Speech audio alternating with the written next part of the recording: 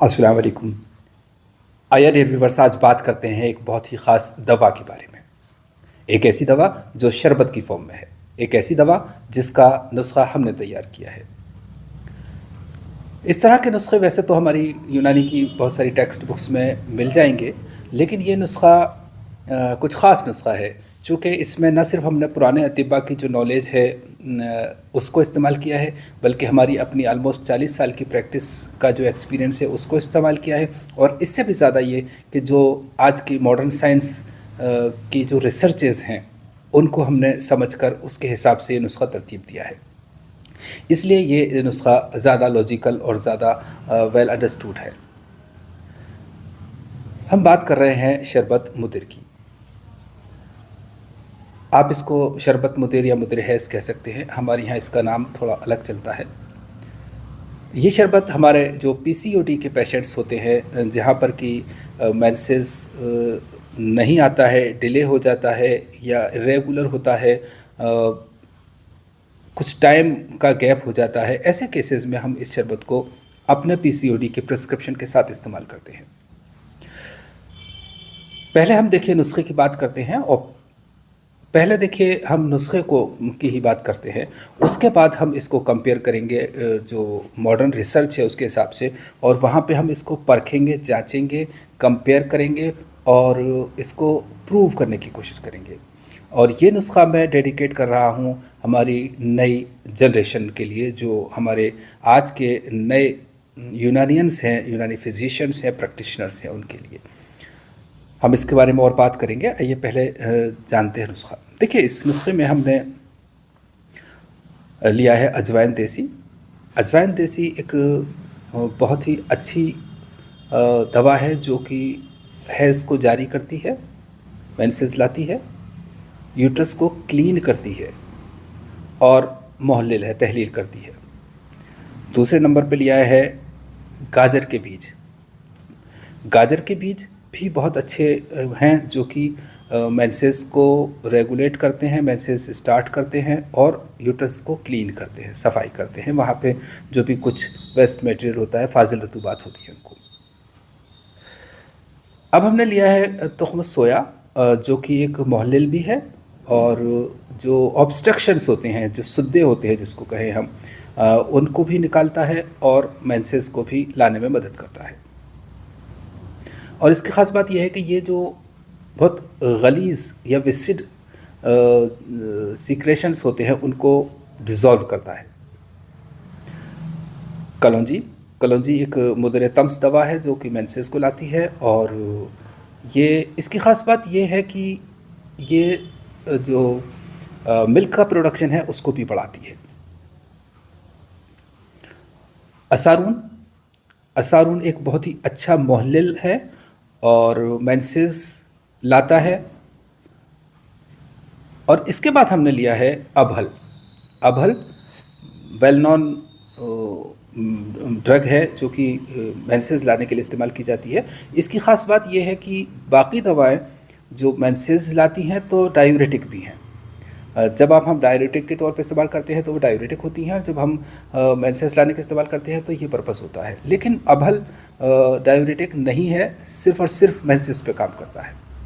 इसलिए इसका होना अक्सर ऐसी मेडिसिन्स में, ऐसे नुस्खों में ज़रूरी होता है। इसके बाद हमने लिया है सौंफ। सौंफ एक ऐसी दवा जो मुदर बोल और मुदर हैज़ भी है और मुहल्लिल भी है और दूध की पैदावार को बढ़ाती है, मिल्क प्रोडक्शन को बढ़ाती है, लैक्टेशन बढ़ाती है। लेकिन सौंफ की एक ख़ास बात और है कि ये दवा जब हम दवा के तौर पे इस्तेमाल करते हैं तो दवा का काम भी करती है, लेकिन जब ये दूसरे नुस्खों के साथ होती है तो अपना असर भी देती है। और इसके अलावा ये उन दवाओं के अज्जा को, उनको ब्लड में नफूज करवाती है, पेनिट्रेट करवाती है, एब्जॉर्ब करवाती है, यानी कि ये एक बहुत अच्छा बदरका बन जाती है। यही वजह है कि आपने देखा होगा जो पुराने नुस्ख़ाजात हैं, ख़ास तौर से नुज़ूज़ के नुस्ख़ाजात, उनमें सौंफ अक्सर होती है। अब हमने यहाँ पे लिया है अशोक छाल। अशोक की छाल एक बहुत मशहूर दवा है जो यूट्रस की केयर करती है। ये मुहल्लिल वर्म भी है और यूट्रस के लिए एक टॉनिक है। और ख़ास बात यह है कि इसकी काबिज़ है ये, चूँकि हमने ज़्यादातर दवाएं वो ली हैं जो गर्म है और मेंसेस को स्टार्ट करती हैं, तो एक कोई दवा ऐसी होनी चाहिए थी जो यूट्रस पे, चूँकि सारा का सारा लोड यूट्रस पे आना है, तो उसको ताकत दे, वहाँ पे कबूसियत पैदा करे और मेंसेस ज़्यादा मिक़दार में नहीं आने लगता, ब्लीडिंग ज़्यादा नहीं हो जाए। तो उस सारी चीज़ को ये अपने आप में यूट्रस के लिए एक बहुत अच्छा केयर टेकर है, यूँ कह सकते हैं। वैसे हमने जितनी भी दवाओं की बात की है, इनके और भी बहुत सारे अफ़ाल ख़ास होते हैं, बहुत सारे यूजेस होते हैं, लेकिन हम फिलहाल बहुत ही शॉर्ट में जो हमारा मकसद है उसके बारे में बात कर रहे हैं। तो अब आपने ये देखा कि ये जो नुस्खा है वो हमने तरतीब दिया है, इससे मिलते जुलते बहुत सारे नुस्खे दूसरी जगहों पे आपको मिल जाएंगे, लेकिन इस नुस्खे को हमने जो आज की रिसर्चेस हैं, आज की जो जानकारी है उसके हिसाब से कंपेयर करते हैं। देखिए होता क्या है कि मेंसेस एक हार्मोन रिलेटेड या हार्मोन रेगुलेटेड प्रोसेस है बॉडी का, जिसमें कि एक ख़ास किस्म का हार्मोन जो इस मेंसेस को इंड्यूस करता है, प्रोलैक्टिन, एक ऐसा हार्मोन जिसका ब्रेस्ट डेवलपमेंट या मिल्क प्रोडक्शन या लैक्टेशन में ख़ास रोल है, लेकिन वो ईस्ट्रोजन को इन्फ्लुएंस करता है और ईस्ट्रोजन ओवरीज में पैदा होता है और उसके ही रेगुलेशन से मेंसेस आते हैं, माहवारी आती है, महीना आता है। लेकिन हार्मोनल इम्बैलेंस की वजह से जब सिस्ट्स मैच्योर नहीं हो पाती हैं और इमेच्योर सिस्ट्स ही रिलीज़ होने लगती हैं, तो फिर वो इमेच्योर एग्स ही रिलीज़ होने लगते हैं, तो वो जब बाहर आकर के या अंदर ही सिस्ट बन जाते हैं, तो ये इरेगुलर मेंसेस हो जाते हैं या मेंसेस बंद हो जाते हैं, नहीं आते हैं। वो कितने भी महीने नहीं आ सकते हैं, साल भर नहीं आ सकते हैं, कितना भी टाइम हो सकता है। तो इसका मतलब ये हुआ कि इस प्रोसेस को रेगुलेट करने के लिए ज़रूरी है कि हार्मोन थेरापी दी जाए, जो कि मॉडर्न साइंस में दी जाती है। लेकिन अगर हम इसको ट्रेडिशनल मेडिसिन्स में, हर्बल मेडिसिन्स में ट्रीटमेंट करते हैं, जो कि होता है, तो फिर हमें ऐसी दवा इस्तेमाल करते हैं जो इसी तरह के हार्मोन्स को रिलीज़ करती हैं, एक्टिवेट करती हैं, रेगुलेट करती हैं और इस प्रोसेस को करवाती हैं। हालांकि हमारे पहले के अतिब्बाओं को कोई लैब टेस्ट नहीं थे, ये सब नहीं थे, लेकिन फार्माकोलॉजी बहुत अच्छी थी, बहुत जानकारी थी, इसीलिए इस तरह का नुस्ख़ाजात होते थे जो ओवरीज पे काम करते थे, हार्मोन्स पे काम करते थे। हालांकि हमने कभी भी हार्मोन्स का नाम नहीं लिया है यूनानी में, लेकिन रतूबात के नाम से हमने ये जाना है, इसको एक लिक्विड के नाम से जाना है, रतूबत के नाम से जाना है। तो बहरहाल जब हमारी ये दवाएं इन हार्मोन्स को स्टिमुलेट करती हैं, एक्टिवेट करती हैं, तो ये प्रोसेस शुरू होता है। तो इसका मतलब ये हुआ कि जो हमारा मकसद है ओवुलेशन और मेंस्ट्रुएशन, वो इन दवाओं से हल होता है। और इन दवाओं के साथ न सिर्फ ओवुलेशन और मेंस्ट्रुएशन होता है, बल्कि जो सिस्ट्स हैं वो डिज़ोल्व हो जाती हैं और निकल जाती हैं। चूँकि अब ये देखेंगे कि जब हम ये कहते हैं, यूनानी वाले जब हम ये कहते हैं कि फला दवा फाजिल रतूबात को, गलीज़ मादे को, फासिद मादे को, ख़ास तौर से फासिल लफ्ज़ यहाँ पर ध्यान दिया जाए, को भी निकालती है, तो उसका मकसद ये होता है कि वहाँ पर उस ऑर्गन में जो एक्स्ट्रा जो भी कुछ है, यहाँ पे इमेच्योर एग्स हैं और अब उनको हम सिस्ट कहेंगे, वो हैं, वो फासिल चीज़ें हैं, फासिल मादा है, बेकार की चीज़ है, वो उनमें गिलाज़त है, उसको डिज़ोल्व करती हैं और निकालती हैं।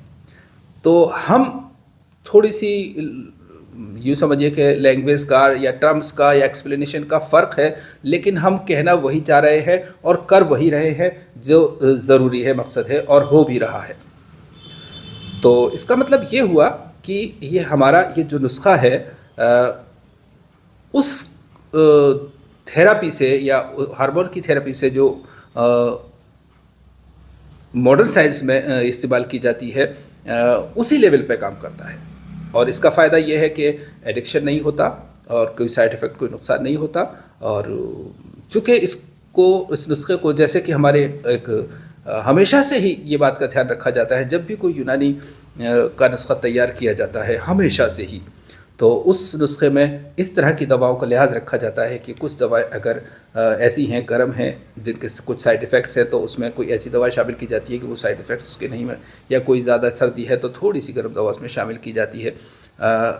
इस तरह से मिला करके नुस्खा तैयार किया जाता है। नुस्खा बनाने के अपने कुछ उसूल हैं, उसके को मलहूज़ रखते हुए सब नुस्खा तैयार किया जाता है। और देखिए ये शरबत मुदर के अज्जा हमने इसमें जो करके डाली है।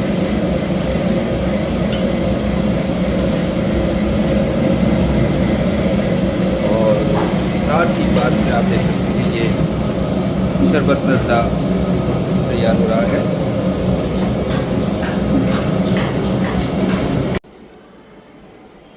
लीजिए व्यूअर्स, देखिए ये गुड़, पुराना गुड़,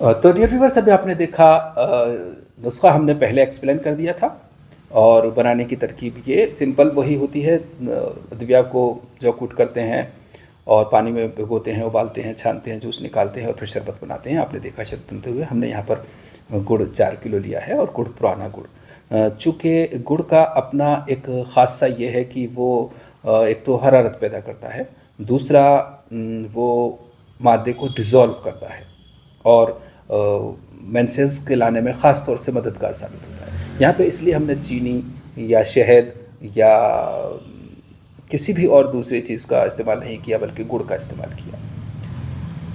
तो इस तरह से आप देख सकते हैं। हम फाइनली इस बात को सम अप करते हैं कि हमारा ये जो नुस्खा है, जो हमारे पीसीओडी के केसेस होते हैं उनके लिए जो हमारा प्रिस्क्रिप्शन होता है, उसका एक ख़ास हिस्सा होता है।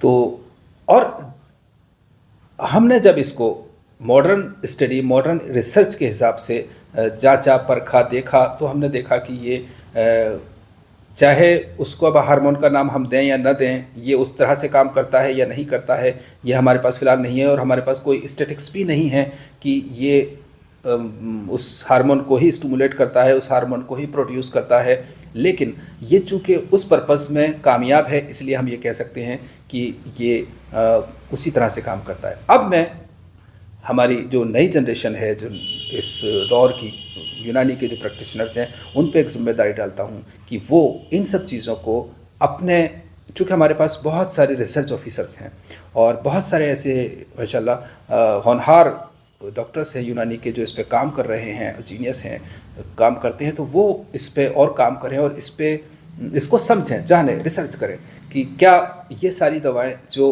पहले के अतिब्बा कहते रहे हैं और फिर उसमें हमने भी अपने तजर्बे से जो कुछ ऐड किया है, वो सब क्या इसी तरह से हार्मोन्स का प्रोडक्शन करता है, या ये हार्मोन में ही कन्वर्ट होता है, या जो भी होता है उसकी जानकारी मिले।